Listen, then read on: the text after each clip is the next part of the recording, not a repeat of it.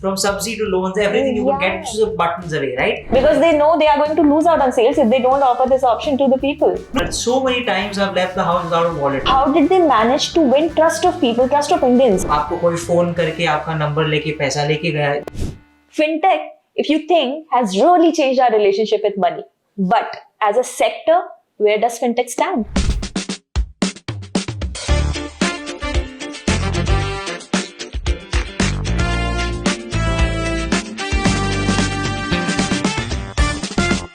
पहले मुझे लगता था ना इंडिया को ना काफी इंडियंस को इन जनरल काफी ट्रस्ट इशू था when it came to management of money. अपना आसानी से कहीं पे भी पैसे रखते नहीं थे. अगर इन्वेस्टमेंट की बात आई तो ज्यादा से ज्यादा एफडी कर दिया या फिर गोल्ड खरीद लिया. That was the extent, right?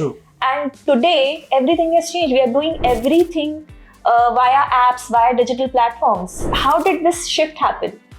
So I think it has been a gradual shift in that, if you go back before COVID, jab, a lot of these apps were new. So if you remember those huge cashbacks you used to get and, effectively aap ek phone lo and something else you would get free, stuff like that. There's convenience, safety, everything. I mean, think about it. You press a button, stuff gets delivered to your house. With a few buttons, you can get a credit card, get a loan. From subsidy to loans, everything you could get just buttons away, right? And safety also became a thing. So all of those things together, I think, have contributed to this, and which is why adoption has become so much faster.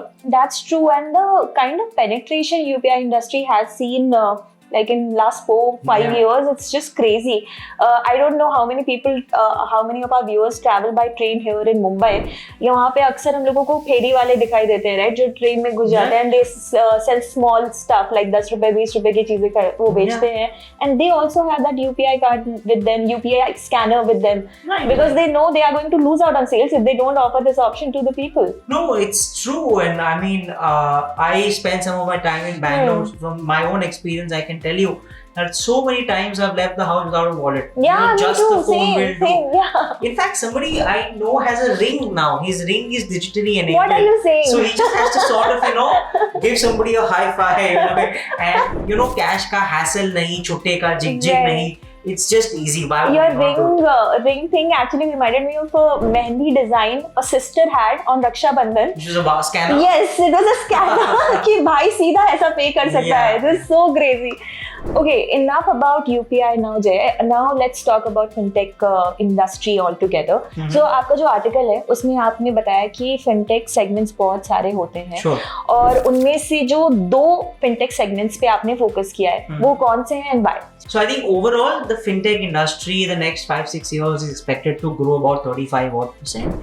And इसमें से the guys who are leading the charge, right, attracting most of the funding or are growing fast are Paytech and Lendtech. So effectively Paytech in a way again becomes your UPI only, one form of that, and Lendtech is apps that help you borrow money. So these are two that are, they're much more widespread and they're the fastest growing. So the idea was focus on 2 of the bigger sectors. We specifically talk about Paytech, right? And Paytech is UPI, it's a in broader sense, right?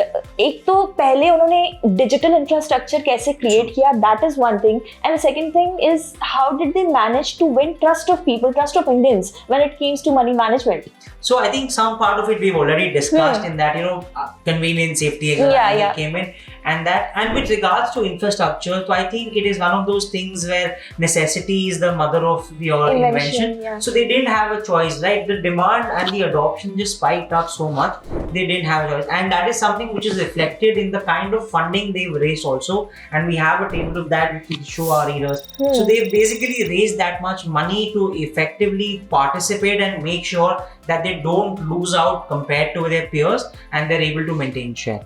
Okay, and now talking about the second thing, Lendtech.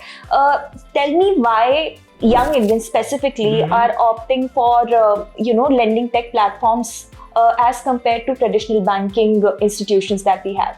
So I think there is ease, which is a big thing. I mean, just think about it. आपको पैसा चाहिए. You don't have to go to a bank. You don't have to do much. Download an app, install. You can do some basic KYC on the app itself, upload documents, get a call from that person, and simply within a matter of some hours you can get loans. Right. So it is that convenience that has happened, which agar aap socho in India, where majority of our population is still rural, right? And the fact is, for them to go to a bank may not be as simple as something which is for you and me, नीचे गए और सामने bank है. For them it becomes such a great thing. घर बैठे बैठे you can apply for loan, just upload documents online. तो एक जो softer factors आता है, right? Because आप data collect करते हो, in a way you are able to customize your products better. There is a feature of buy now pay later which you are able to offer to some customers. So all of this put together has helped them grow faster than traditional banks, or outcompete with traditional banks. इस segment पे, इस industry पे government का भी जो regulation है वो थोड़ा थोड़ा इंक्रीज होते जा रहा है. गवर्नमेंट इज पेइंग, और RBI specifically is paying more attention as to what is happening in this particular sector, and that is obviously going to impact the users. But that is a good and a bad thing as well, right? From an investor's point of view, a regulation आया which is not favorable, your share price went down, and that may not be a great thing. But the government is typically thinking about everybody, right? आपको कोई phone करके आपका number लेके पैसा लेके गया, that is what they are worried about. So everybody understands this. The good thing is that all companies by themselves are very cognizant of this. They're all trying to follow regulations as much as they can. In fact, if not doing more, to make sure that they don't get caught in the crosswires. So while it is definitely it is a twin-edged thing in the way it is good to see this happen, but as with any industry that is growing, there are still some pitfalls that we need to cover. Right. But that is the nature of any business's evolution, right? Correct. And as a growth prospect के हिसाब से देखें, you won't say कि it's maxed out, right? The fintech segment. Oh no. I think the penetration is still low. There is still a lot of chance to grow. Product innovation is continuously coming out. In any industry, at the end, there will be a few guys who land out winning and who come on the top. There will be some amount of M&A activity जो बोलते हैं. So a lot of things are yet to happen in this industry. So no, not maxed out for sure. Okay, thank you Jay for this conversation. And आपको ये episode कैसा लगा हमें comments में जरूर बताइए. एंड आप स्टॉक्स ओरिजिनल्स के और भी आर्टिकल्स अगर आप पढ़ना चाहते हैं तो डिस्क्रिप्शन चेक कीजिए जहां पर हमने लिंक दी हुई है.